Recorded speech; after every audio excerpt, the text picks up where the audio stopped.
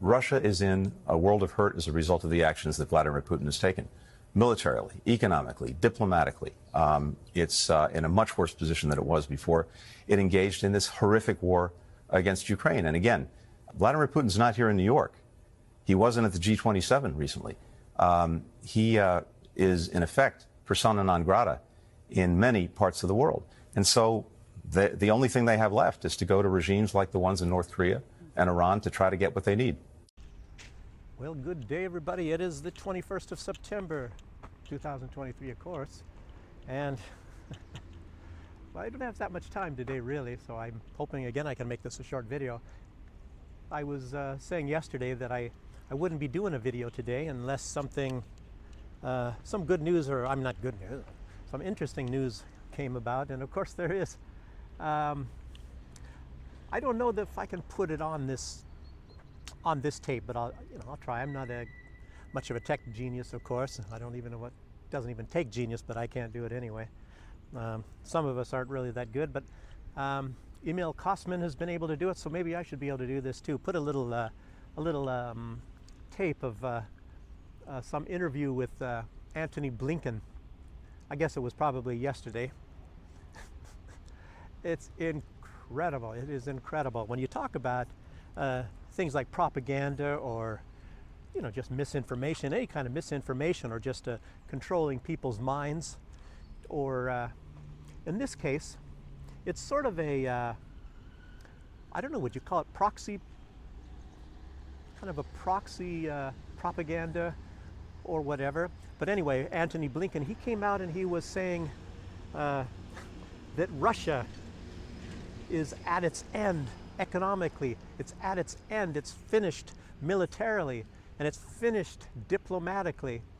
But the point I make when I say that this is some kind of a proxy propaganda is, and it's not like the United States is completely at its end in any of these categories necessarily, but Ukraine certainly is. So let's start off diplomatically. Diplomatically, what's happened? Just yesterday, this transgender, whatever, Sarah Ashton Cirillo, or whatever her name is, the one with the fake things and the wig and all that sort of thing, she's been suspended. I guess if you want to say fired, she's been fired, and she's under investigation for some of these remarks that she has made about strongly hinting or saying that Ukraine is going to eliminate anybody talking positive about Russia. I guess what she called Russian propagandists. Of course, anyway, obviously she's been fired. And then just before that, you had Podolyak. He was saying that India and China and Turkey are inferior, mentally inferior, as compared to, of course, Ukraine, the master race, as their founding father would call it, from Germany in the 1930s. And who was the other one? Was that Danilov or here I'm sitting here thinking I was going to be able to shoot off the cuff, but it was somebody else. Anyway, there was at least three of these people, three of these so-called diplomatic types of peoples in Ukraine that I guess they put their foot in their mouth, and on occasion Zelensky seems to manage doing that himself. Like again, I'm trying to think of the other one that recently also came out and really stepped on their tongue. So, but anyway, it just serves the point that I'm trying to make, is that diplomatically, Ukraine is at its end. And militarily, do I even need to go into that Ukraine is at its end? They're down to, as the United States said, well, we have to send them cluster bombs because we don't have anything else. Of course, the United States has a lot of weapons. They have lots and lots of artillery and things, but it's not that they can spare it. And another thing, on diplomatically, that was, I believe, one person. I believe that one was Danilov. No, it was what's his name? Budan. Anyway, some kind of a young guy. I think he's the same guy that people thought got killed. anyway, some of these names, they sound similar, but he was saying to the Western countries, come on, we know you have weapons. This was the, actually this guy's position is he's a military intelligence person, I guess, their person in charge. Like I said, I should have written this down, but anyway, that that joker came out and he said, we know you have weapons, cough them up, baby. You don't want to feel the wrath of Ukraine by not giving us all of your weapons. We know you have some in storehouses. I think you'll find out who that was. I should look that up. Maybe I can write that at some point in this video. But I hope somebody else can clarify that. I hope, I'm pretty sure that Alex Christoforou is going to use that little tape of Blinken on his show, probably as a Clown World, or maybe he'll open up with that. You know, I'm anxiously awaiting what Alex Christoforou is going to come up with a little bit later after Blinken said this. So anyway, militarily, diplomatically, and economically, who do you think is more on their end? What about, you said Russia on their, Russia is at an end diplomatically, militarily, and economically. So let's, what do you talk about Russia's economic situation? They have economic growth, the United States doesn't. Do you think Ukraine? But I'm talking about like saying proxy propaganda. Maybe that's a new word here. So the U.S. Blinken is now acting as a proxy of Ukraine, saying, you know, maybe you can call this proxy projection, because, you know, projection is always accusing your opponent or your enemy of what you are actually guilty of. You know, that's what projection is. So Blinken is acting like a proxy of Ukraine, saying exactly what is true about Ukraine, but making it look like that it's true about Russia, which it is not. So this is really, really, really illustrative of that, and how these people can twist reality to make you think exactly the opposite of what the truth is. This is a perfect example of that. So it is, what was it? Economically, do you think Ukraine is doing very well economically? Who pays all the pensions of the people? Who's paying for all of this military stuff? Do you think they're going to be able to pay it back? Obviously, a lot of these countries that are sending these weapons, they expect it to get paid back at some point in the future. Now, do you think they're going to get paid back? But again, think about this rationally, really. They know they're not going to get this money back, but this is all nothing but a big money scheme anyway. And in my opinion, I wouldn't, if I were leading some kind of a country, I wouldn't be handing over these weapons. But the money is supposed to be going, you know, they print up the money because the money isn't even real. They print this money and then they hand it out. They hand it out to like weapons producers and all, and then it gets spread out in the economy. And the one who pays in the end is the people through inflation. So that's how that works. So all the top people, they're getting paid, and the weapons manufacturers and everything, they're all getting money. And as it works its way down into the economy, it's the people that get ripped off. You know, just think if people start to realize that. You start to realize that there's going to be a rebellion in the world, because all of a sudden prices are going to be going up. You're not going to be able to afford anything. My golly, isn't that what's happening right now? A lot of this stuff is coming from all of this, let me see, this pandemic actions, when you were paid to stay locked up in your home, and that money was just printed. And now we're paying for that. We're also paying for arming Ukraine.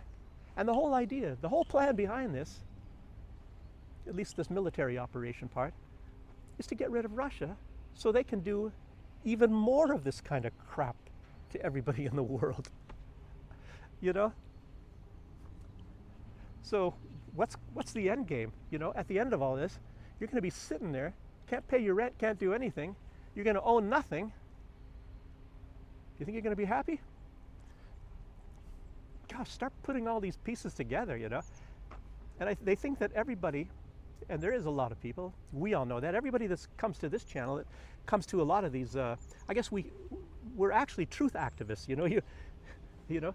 You go to the truth activist channels, and then you find out, figure this out, what the heck is going on, and you got all these agencies, and, you know, 3-letter agencies, the WEF, and the CIA, and this, that, and the other thing. The SBU, and these people, it's all tied together.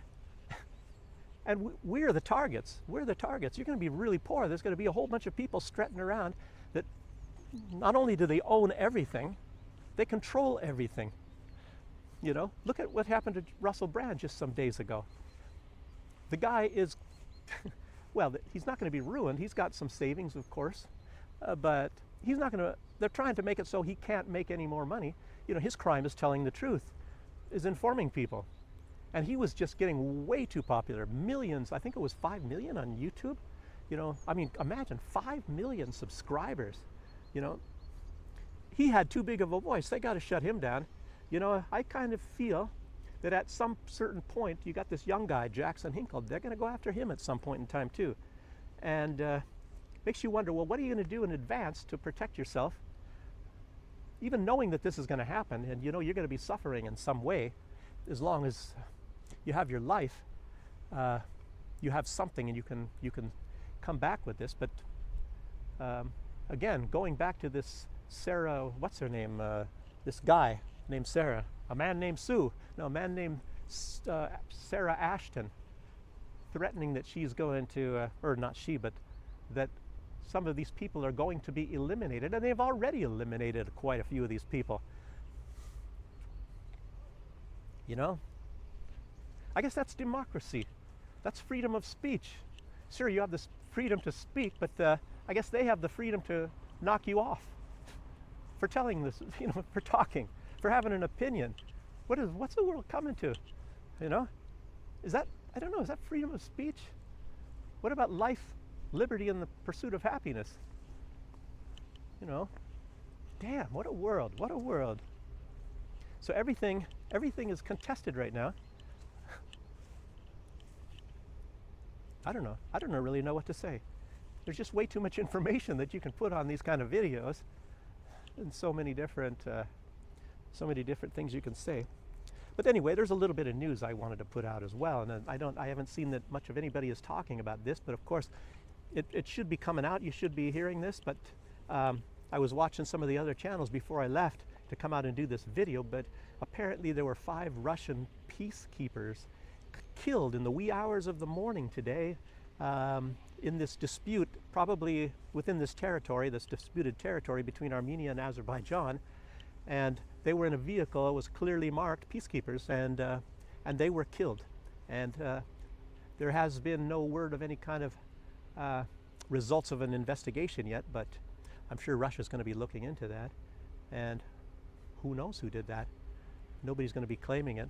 And like I said, it was the wee hours of the morning. It was dark. Well, let's see what happens on that one. Well, let me say another thing about this. This was about the diplomatic part. I just now remembered one of the bits of evidence that Antony Blinken used to say that Russia is at its end is that Putin didn't go to the G20, G7 probably. Well, he said the G27. I didn't know there was one, but I guess he's just been around Biden too long, or maybe Baerbock. He's probably been around Annalena Baerbock. You know, these foreign ministers kind of, you know, they rub together a little bit and one becomes the other. So the G27, as Blinken said. So Putin didn't go to the G27. He didn't even go to the BRICS. Antony Blinken forgot to mention that one, that he didn't go to the BRICS summit. But incredible. But I guess he's trying to say that it's because they don't want Russia there and they don't like Russia anymore. You know? Again, why don't we look at Zelensky? He's kind of, everybody's getting divorced from Zelensky, you know, the janitor. And of course you saw a bunch of guys, and I think when they went to the United Nations General Assembly, I think they show some security asking these guys to show some ID, because they look like a bunch of janitors coming, and they're probably trying to tell them, hey, you guys are supposed to come afterwards, not right now. You know, clean up afterwards, not now.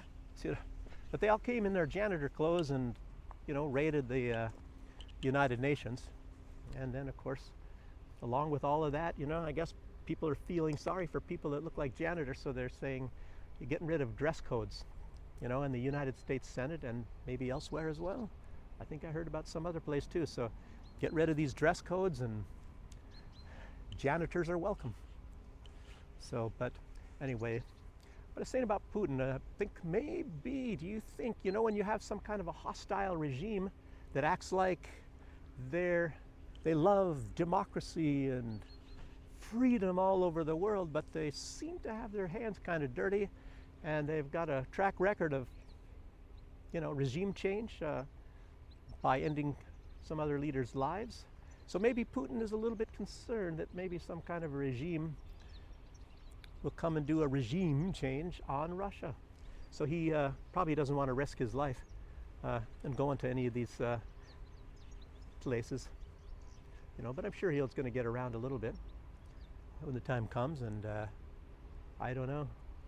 First, I think he has to get a few tasks done, I believe, and then he'll probably be seen a lot more on the world stage.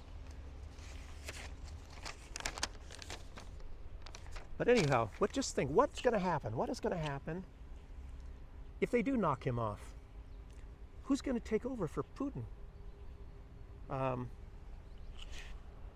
Dmitry Medvedev? I wonder if they're going to like that more. Dmitry Medvedev is also a very highly intelligent guy, and he's been putting out some tweets. I believe it's tweets.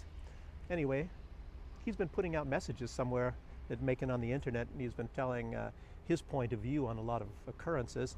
And if you remember, Dmitry Medvedev, he was a little bit criticized that possibly while he was president of Russia, that he signed on to, I believe it was a no-fly zone over Libya. And of course, he heavily regrets it, and Russia heavily regrets it, because look what they did to Libya. Gee, I wonder who was involved in knocking off Gaddafi. I wonder who was involved in knocking off Saddam Hussein and so many other leaders, so many others. So maybe that's why Putin's not traveling, and if he does travel, and if they do knock him off, well, then you're going to have Medvedev. I don't know. So I don't think they've ever come to the realization yet that Putin is actually a moderate. But this Sarah Ashton Carrillo, or whatever her name is, she was telling us that there was blood dripping off of fangs from Vladimir Putin. So I wonder what's going to happen when the bear, you know, Medvedev is the word for bear in Russian. I wonder when the bear, if the bear takes Putin's place sometime. I wonder what she's going to say then. You know, stick a bear and an eagle in a room together, and I wonder who is going to win that one. You know, she got to think about that. You know, I don't know, but anyway, she's been relieved, and she's already, I think she's going to be applying for jobs as a janitor somewhere, a female janitor, because, you know, we have this, you know, you got to be fair. You got to be fair, you know, even if she's a female, she can work as a janitor somewhere. She's already got the clothes. I mean, so that'll be pretty good, you know. So it's not like you're putting somebody out of work, you know. So you can all be happy about that. You know, she didn't get regime changed. At least her life is still spared. So anyway, that's about all I have to say for right now, and thanks for joining me. And like I said, it should be a short video. Still morning. I love the mornings. I love it, you know. Unfortunately, winter is coming. Where have I heard that one before? Anyway, it's a stark reminder that things never stay the same. So, like again, thanks for joining me, and I hope I see you on the next one. And till that time, have a good one. Bye.